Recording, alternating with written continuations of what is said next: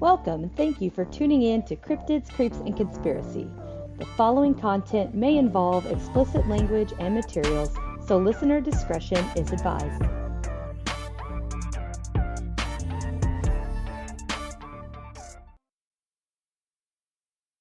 Yeah, she gave me a choice. She gave me choices, so I picked this one because I do know somewhat about this. Yep. So hopefully, maybe there's a little information that I did not add into it that you might be able to add to it. Well, I have a theory.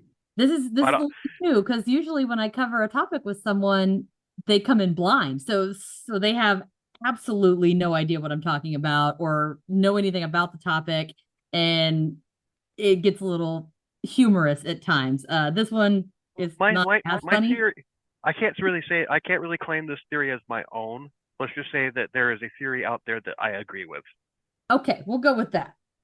Okay. All right. Let her rip, Tater Chip. Ready, Freddy? Ready, Freddy. Okay. The topic that that you chose out of the ones I gave you was the Battle of LA. And I actually, what's funny is I only did this topic for notes because someone requested it. So this was not even my idea to cover. Well, it's an interesting story. Yeah. February 1942 is when it is. So imagine that.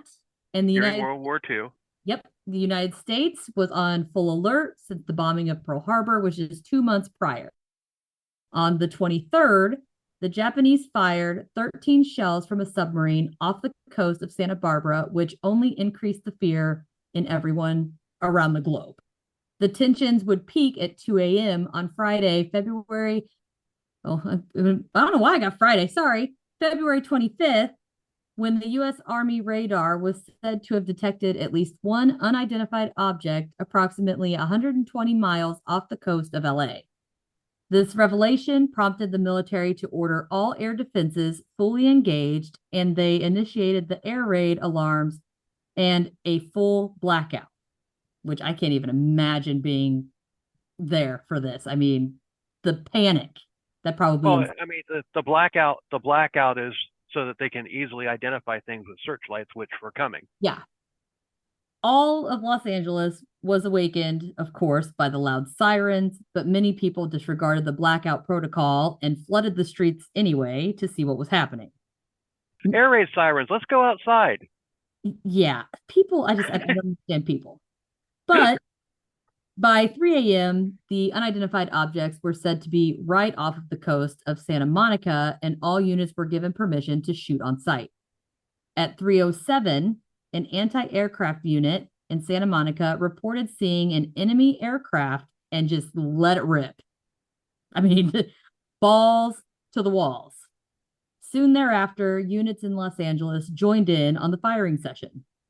Along with the sweeping searchlights, they used orange tracer shells to try to help locate and identify and make it easier, I guess, to gun this thing down, whatever it was at the time. Panic and fear raged through the city as the smoke from the attack began to fill the skies. Civilians and military personnel alike were said to have witnessed the attacker in the sky. After more than an hour, troops had gone through more than 1,400 rounds of ammunition and caused damage to ground-based structures just in the surrounding area. I mean, no one was safe. They were just fucking going to town. Yeah, because they would come up, not hit anything, and then they'd come back down.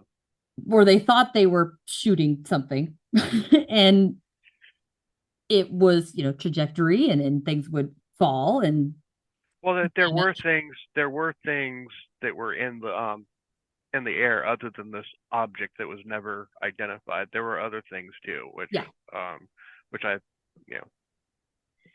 have a theory. Have you seen? There's pictures of this. Have you seen it? Yes, I've seen. They're eerie looking. They are very eerie looking. I mean, the fact that the black and white and it's you could see the smoke and it is very creepy. Mm-hmm.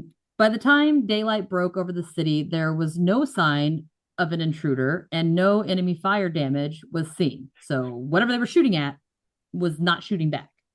The Japanese also made a statement that they had not flown any aircrafts in the area during the war, which who's going to fucking believe that? Yeah, it's like yeah, it's like the Japanese are like the police officers when BTK said, if I mail you a floppy disk, will you be able to trace it? Oh exactly. no, you're good. Nah, we So, didn't but I we do, didn't watch anything. yeah, I do like to put that out there just because, it is a fact that was stated, whether or not it's, believable, to each their own. But I do like to put it out there because they did make a statement. Right. Of Um, course they did. yeah. Supposedly, shell fragments from the attack damaged several buildings and 5 people died as an indirect result of the chaos. Friendly fire. Three of them were a result of car accidents while people were, dealing with the chaos around, wrecking their cars, hitting another car, maybe a pedestrian walked, it didn't specify, but those are just some scenarios that I could think of. And 2 people had heart attacks from the stress of the situation. So I feel like that's a COVID thing. They had a heart attack, but it was COVID related. So I don't. They chalk it up to it. So I'm laughing. I'm not laughing because they had a heart attack and died. I'm laughing because you should have just stayed inside. You stayed inside, you're not going to get hit with the head by by a spent mortar shell. Okay. You're not gonna have a heart attack because because of all the so here's my looking thing, though. lights that you're seeing. These people, maybe they worked third shift. They were on their way home when the chaos ensued. So that's possible.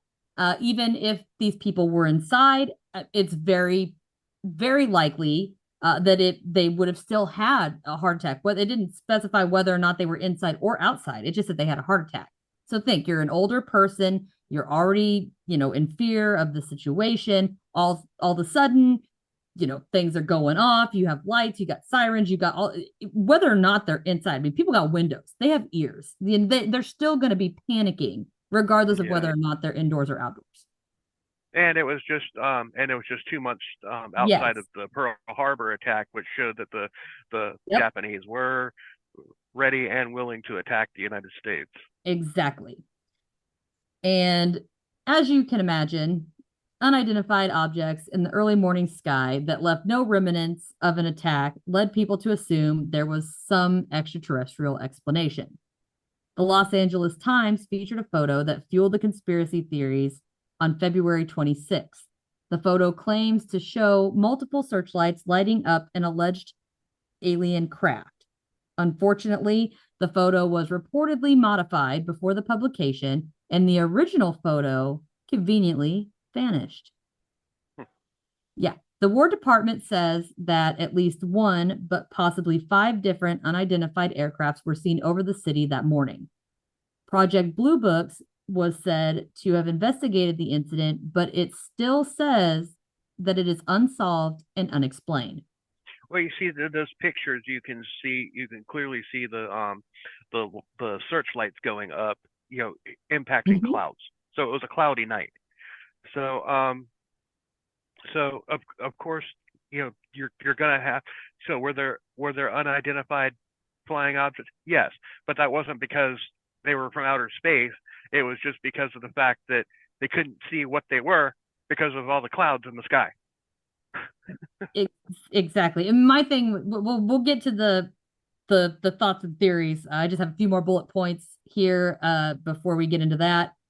I've got, although skeptics say it was just a bad case of the jitters, ufologists are certain that the hits from the radar prove that UFOs were present during the attack. They say that there is a memo reported to have been found between FDR and the Army's Chief of Staff, George Marshall, that was leaked. And it supposedly says, I'm not seeing the actual memo, but supposedly it says, quote, "This headquarters has come to the determination that the mystery airplanes are not of earthly origin, and according to secret intelligence sources, they are in all probability of interplanetary origin," end quote. And of course, the main theory was that everybody has, all the skeptics, is that with a bunch of rookie shooters. They were on edge. They just, they were nervous. They were scared. And in response to, post Pearl Harbor, were just simply lighting up some weather balloons by mistake. That's a plausible theory. Yeah. But those are all of the facts facts that I was able to go. I didn't go deep into who and what and conspiracy and theory. I just wanted to give, here's the facts and see like what your thoughts are. My thoughts are it wasn't a Japanese attack. It was a stage. It was a staging experiment. Sorry, my dogs are going crazy. The Japanese probably sent some inflatable like balloons or something like that over there just to see what we would do. They launched the shells 13 miles off the shore, and then later on, probably from a submarine, they deployed these balloons that went over the city to see what kind of defenses the air defense the city itself had. Yes, and I do want to point out, I'm glad that you kind of brought up this balloon thing during this time frame. There might be a whole nother episode that I'm going to do concerning this, but there was a very famous photo taken. There was a man with his daughter and whatever. He turned around to take the picture, and there was a figure or a being in the photo that was not there when he took the photo.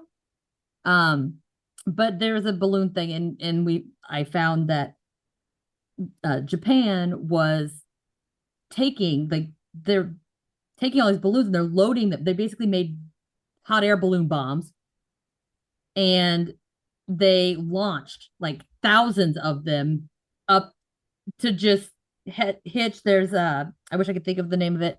There's like a jet stream or a wind stream that they calculated that if they released all of these balloons, that they would periodically fall in the United States and strategically blow people up. And there was a story of one of these balloons had landed. It didn't immediately explode, but there was a church group out on like a picnic or something, and they stumbled across it, and it actually killed a bunch of kids and a preacher. And so they really were using this balloon style attack during this time frame. Well, they were, but that's not what this was. They were looking to do Pearl Harbor in Los Angeles. Yeah, see, I don't know that much about what was located in Los Angeles to know whether or not from a military standpoint it would be. There's military bases in Los Angeles. I can't name any. I just didn't know if it was as big as Pearl Harbor. You know what I mean?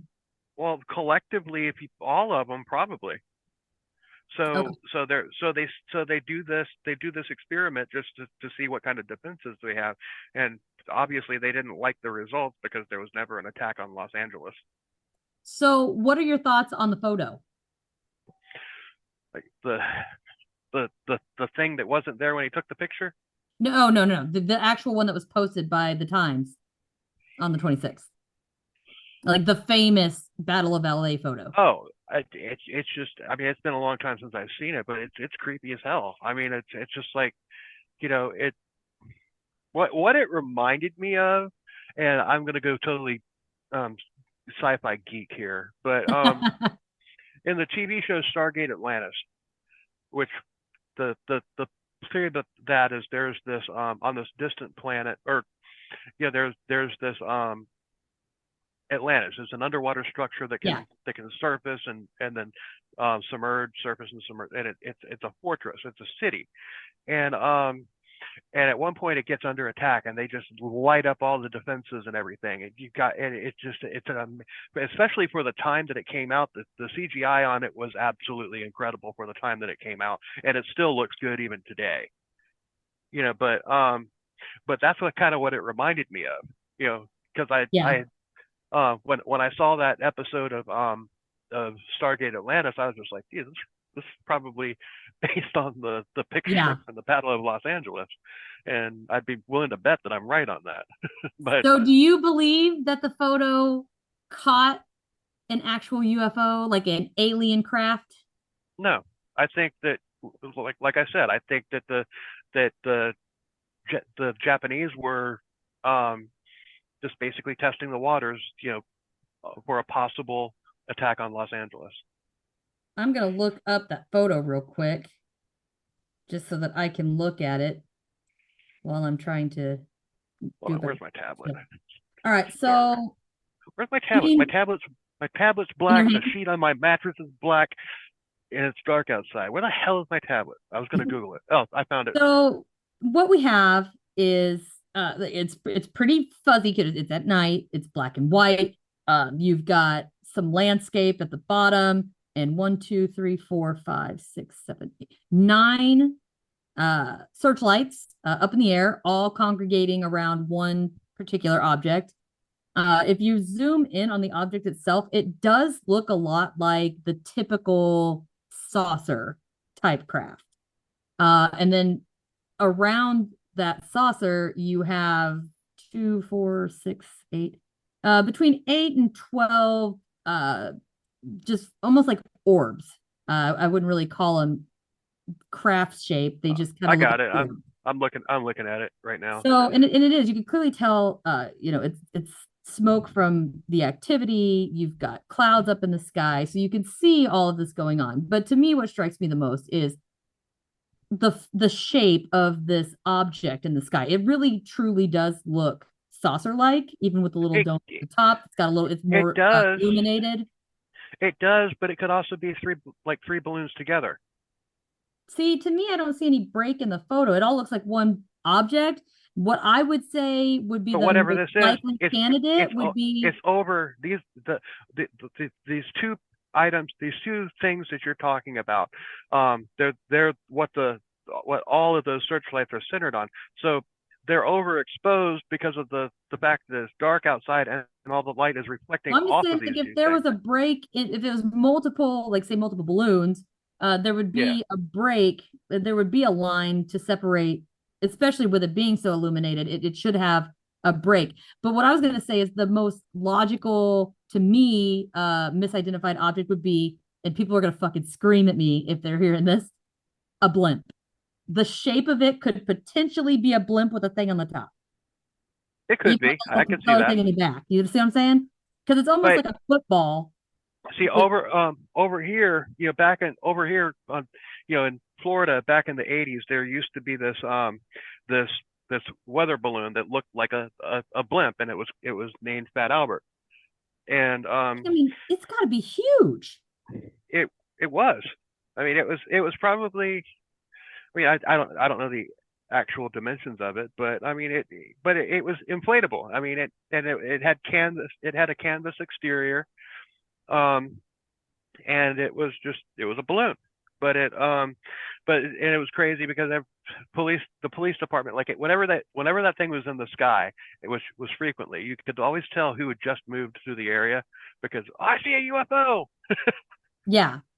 Well, what also kind of gets me about this whole scenario is, they're laying out 1,400 rounds, and yet there's so much damage to the surrounding buildings and area.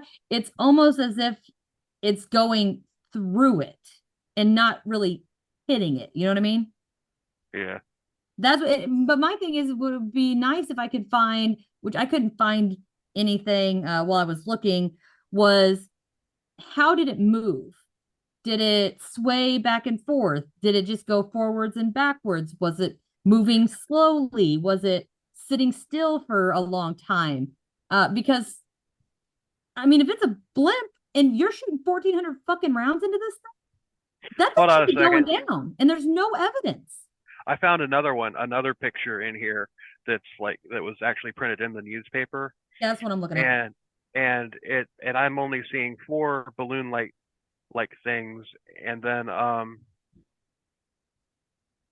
okay, now I see the flying saucer on this one. Yeah. Now I see what you're talking about. Okay, so I'm guessing that one might have been imposed. You got to think it's also printing on old-timey newspaper. Right. So a lot of that, I could see some very faint of the orbs, but they're still there. They're just really, really faint. And I think it's because of the print. You can see the lines and stuff from where they printed it. But that's just my thing, is just, okay, for starters, if it was an alien craft, like it does, there's no description of how did this thing come in? How did it leave? But there's no evidence that anything was hit. There was no debris. There was no craft. If it was a balloon or a blimp or something of that nature, the son of a bitch would have gone down. I mean, think about it. They're shooting like cannons and shit at this thing. Like 1,400 rounds, it's going to take it down. And that's what I find so fascinating, is that there's no evidence. Now, granted, I am still skeptical of the picture, only because, the original went missing. Right. It was doctored. However, there are so many accounts and experiences and, people that are like, oh, I got a photo of this UFO, blah, blah, blah. And then like in swoops, the FBI or the CIA or, Men in Black or whatever. And the evidence just miraculously disappears. Mm-hmm. So you no longer have any proof. And that almost constitutes a little bit more legitimacy to me, I guess. Because if it wasn't something anomalous or whatever, then they wouldn't bother getting rid of the evidence. Right. I mean, yeah. And the paper printed it was it's the LA Times. I mean, that is a accredited, like, well, established, company. So well, it used to be. But I'm just saying, like, back then, I mean, they kept records. So they had it at one point. Well, you're not talking to a UFO skeptic. I've seen UFOs I've seen a UFO on 2 separate occasions. See, I've not. And I tell everybody I'm an optimistic skeptic. No, I've seen them. I mean, what I've seen, both of the times that I've seen something, there have been other people with me that saw it too. So we're going to have you on my pod to explain these scenarios to me. Okay. Well, it's not a scenario. It's just tell you what happened. Yeah. I mean, we could do our own little thing on that. Yeah, I'll tell you what I saw. Okay. Well, I'll save that. I'll save that for your podcast. So. Huh? I said, well, I'll try to get you on the schedule for that. Oh, don't schedule me right now with my job. It's crazy at the moment. Oh, I'm scheduling out till almost February anyway. Oh, okay. So you're good. When I say schedule, cool. It's going to be a while, which is good. That means I have plenty of people to record with. So yeah, and maybe I'll see another one between now and then too. You can see all kinds of stuff. And I thought about you the other day. It was really funny. I went to do my ghost hunt in Illinois, and while I was one of them too. Yes, when I was driving home, there was a semi on the side of the road, and I started laughing, and my mom was with me, and she was like, what's so funny? And I was like, I've listened to too many podcasts. I said, because every time I pass a semi, I'm like, I wonder if they got a girl trapped in there. I was like, and I know, which is funny because, and then what's ironic is I was talking to another person about scheduling something, and they're like, we could work on the schedule. They're like, but I drive a truck. I was like, no worries. It's like another pod friend of mine also drives a semi. I get it. Like, we'll work around it and make it work. But it was just really funny because I was like, I wonder how many women are trapped. And then I was telling my mom, I was like, did you know that there's actually 25 documented serial killers that drove a semi? Yep. I was like, 26. Mom was like, I didn't know that. 26. Oh, is it 26? I was like, was there another one? But yeah. So as far as this photo, no, is there? Yeah. All right, shut up. Be quiet. I'm doing a podcast. Pipe down back there. I'll get to you in a minute. Yeah. Get. Just be quiet. I told you. I'll give you some food. I'll remove the gag here after I'm done with the podcast. You got to stop making all that racket. Oh, geez. But yeah, so I struggle. Unmute. Yeah. I feel like there's just not as much evidence on the whole scenario that I would like. There's details that would make it or break it for me that are missing. It could go either way, like I said. But my other thing too is this thing just shows up out of nowhere. Everybody starts panicking. If it was a balloon or a blimp or whatever, I mean, this thing would be crawling. Well, you see, the amount of the um the U.S. had a lot of folly after World War One. It's like the United States did not get have any type of attacks or whatever during World War One. But then so after that, there's like, okay, we're invincible, and then all of a sudden Yeah. the Japanese come in and they punch us in the nose with Pearl Harbor, and at that point, it's just like, oh crap, we aren't Like we're vulnerable. invulnerable. Yeah. So it's just like so this happened that the Japanese were trying to do our figure out what they were looking, like I said, they were looking into the possibility of attacking Los Angeles. So this was a test run, and this at least what I think anyway. But as far as the cover up is concerned, now you can't cover up an operation like that. Something happened, so there's got to be misdirection, and I think at the time the government would have rather us think that it was a UFO attack than it was of the Japanese trying to to feel us out. Now, and the reason I say this is because one thing that you probably, I guarantee you've never heard this in school, and you may not even know this at all. On the eastern coast of the United States, during World War II was attacked by German U-boats. They sank lots of U.S. ships, some of which were military, and you never hear about it because they could not, the powers that be, they couldn't, they didn't want the American people to know that we were attacked on our in our homeland, in within our boundaries a second time, and a third time, and a fourth time, because the Germans hit us repeatedly on the East Coast. But my thing is if it was the Japanese and they were, scoping out Los Angeles, you would assume that they would have used the same strategy to feel out Pearl Harbor, but they didn't. Well, there was no strategy at Pearl Harbor. Just let's go. They had all kinds of information. Well, they had an inside man, is what happened. Actually, I just watched a whole documentary on it like a few weeks ago, but I can't remember all the details. But there was like an inside man feeding him. Like they had like floor plans and shit. Like they were ready. So right.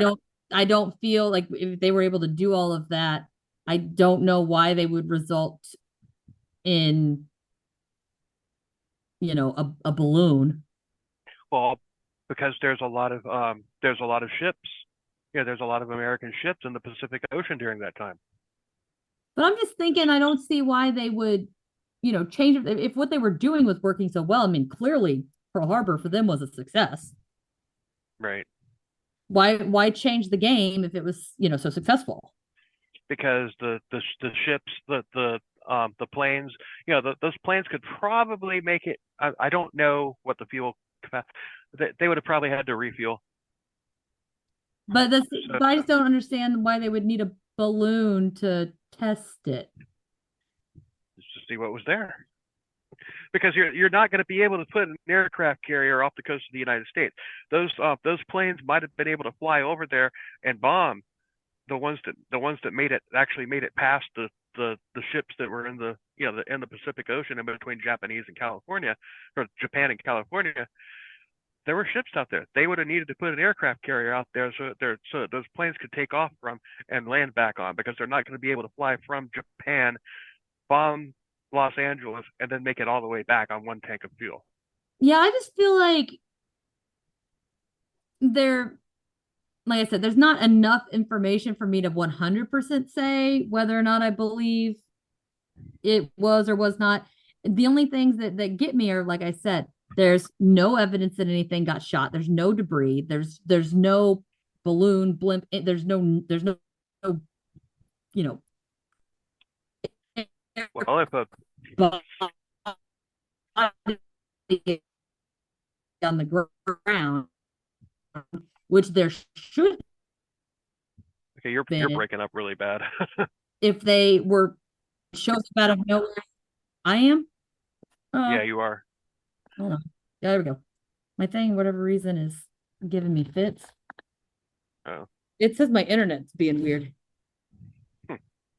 But I just feel like, it shows up out of nowhere. There's nothing saying how it leaves, how it gets there, how it's moving. There's none of those information. Like that information would for sure seal the deal for me because, a balloon doesn't move fast. It doesn't move in, predictable ways. It just kind of, wherever the wind takes it. There's no steering. There's none of that. You'd see it coming from further away, but if it's, a spacecraft, then, it's faster. It can maneuver in ways that other things can't or nothing else can. You could very well not see it because either due to cloaking or just the mere speed of it getting in and out. There's the whole, other dimension thing that people, bring up when it comes to alien anything, where they just kind of, cross over, which I don't know if I believe that, but it's just a theory that somebody's pointed out before. I just feel like with that, just the movement and speed and, arrival and departure method, that would seal the deal for me. And it's just not there. I can't find it anywhere. But I'm trying to remember, when was Betty and Barney Hill? That was in the 40s, wasn't it? Was it 47? All right. Hold on.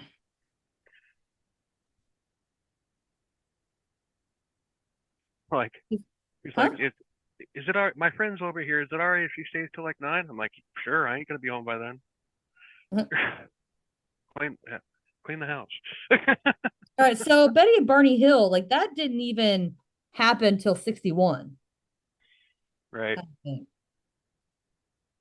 Yeah, September 19th to the 20th, 1961. And that was really the first one, if I am not mistaken, that kind of initiated this whole That extraterrestrial one, shenanigans.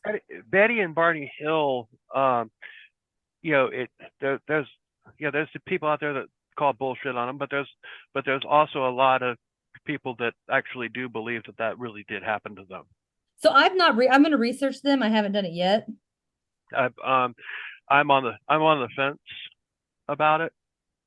So now I have spoken with Travis Walton. I actually met him and talked to him. I got a picture with him and everything last week or week before last when I was at the convention. He's absolutely amazing. He's just a cool dude. But I like 100%. Yeah, I mean, when he talks to you, it's crazy. But okay, so the first well-known UFO sighting was in 1947 near Mount Rainier in Washington. And so that's still 5 years after this. So I feel like if this was supposed to be the government saying, oh yeah, believe that it's a UFO, I feel like there would have been more sightings reported after this happened as opposed to 5 years later. Yeah, I agree with that. So that's what makes me also feel, because the government's very much, cover up of everything. So it makes it kind of hard to factor that in. But I just can't get past like I said, the arrival and all of that. I'm on the fence. I'm not sure I would say I believe it happened. I believe Travis Walton. I do Oh believe yes. that. Oh yes. Like I said, I've talked to him and I've watched, documentaries on him as well. And it is, to me, in his situation, there were details. It was that there were 6 witnesses, or I think there were 6 of them. And they saw stuff happen. Then he went missing. They took police dogs out. They took trackers out. They took, tons of people out searching for any trace of this man. And it was just gone. I mean, there was no record. Like, it's like they followed to a certain point and then poof, he's gone. And like to the point where there was so much evidence that this man disappeared that his coworkers and friends were charged with murdering him because the police were so set on this man is gone. And then he just shows up 5 days later. I mean, it's just, and he clearly looks like he's been gone for 5 days. Like this big thing that he talked about was, he had 5 days worth of facial hair, that kind of stuff. And to me, there's so much there. Now, what he experienced while he was on the craft is really the only thing that I'd be like, I don't know. I mean, who knows? But the fact that he's telling the story and everybody else has such collaborating evidence or cooperating evidence, it's, I'm like, he would, like, why would he lie? You know what I mean? If all this Right. evidence proves that what he is saying is true, then I mean, what else? Like, there's no reason to doubt him, in my opinion, because even if something happened and he was right there, they watched him disappear, and it was like, if he got knocked unconscious and then was having fever dreams or whatever, but then there would have been a fucking body. You know what I mean? Right. So there's no reason to, in my opinion, to kind of doubt what he says. Any stuff. I mean, there's no variations of the stories. People are taking polygraphs. I mean, it's just great evidence and a great experience. I'm looking forward to digging in a little more and covering him at a later date. But as far as this one is concerned, I'm just on the fence. I haven't quite decided whether or not I'm for it. Yeah. But yeah, so that's what I got. Well, cool. But yeah, that was interesting. I mean, I didn't learn anything new about that case, but that's the first time I've ever really talked about it with anybody. So I think it's pretty cut and dry. There's not a whole lot. yeah. So but yeah, I just think it's really interesting to me. There's like a few little tidbits of information, and then obviously the photo, quote unquote, evidence is the main thing that I like to discuss with people to get their viewpoint on it and what they think. So I can't chalk this one up to anything. I think, being my optimistic skeptic self, I'm going to say UFO. I think Japan. I think if they would have found a balloon or something downed after the chaos, I would 100% agree with you. But without that evidence, I'm going to say UFO. But yeah. That's the story. Don't wear it out. Alrighty, well, just thanks for filling in. I appreciate the hell out of it, and Thanks for the invite. Absolutely, and I and check out our socials and all that stuff, and once again, yeah, I guess I didn't tell who I was on this one, tell us did I? about your pod. No, gotta be on both of them. Jesus. Okay, so as I said earlier, I am Natasha, and I am the host for Cryptids, Creeps, and Conspiracy. Our first, I keep saying R like there's more than one of me, whatever. We're just going to go with it. Me and my many people in my head. The first episode is going to be coming out Christmas. We're going to have a Cryptid Christmas covering the Yule Lads. You can find me on Facebook. I've got Instagram. I've got TikTok. I have cryptids, creeps, and conspiracy at gmail.com.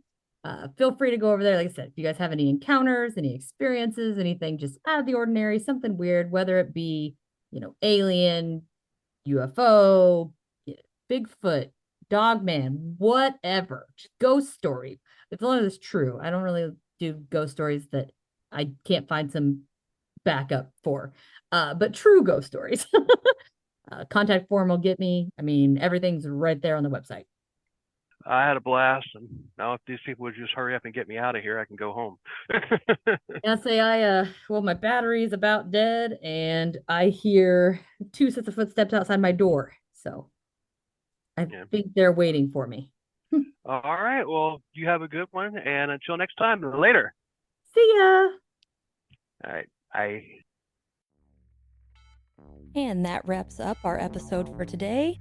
Please rate and review the show wherever you listen to help me out and make the podcast easier for others to find. And don't forget to follow on Facebook and Instagram and check out the website at www.cryptidscreepsandconspiracy.com. There you can find episodes, links to the social media, leave a review, find the link to the merch store, and donate to support the continuation of this pod. You can also find the link to the Patreon page. I hope to see you next time.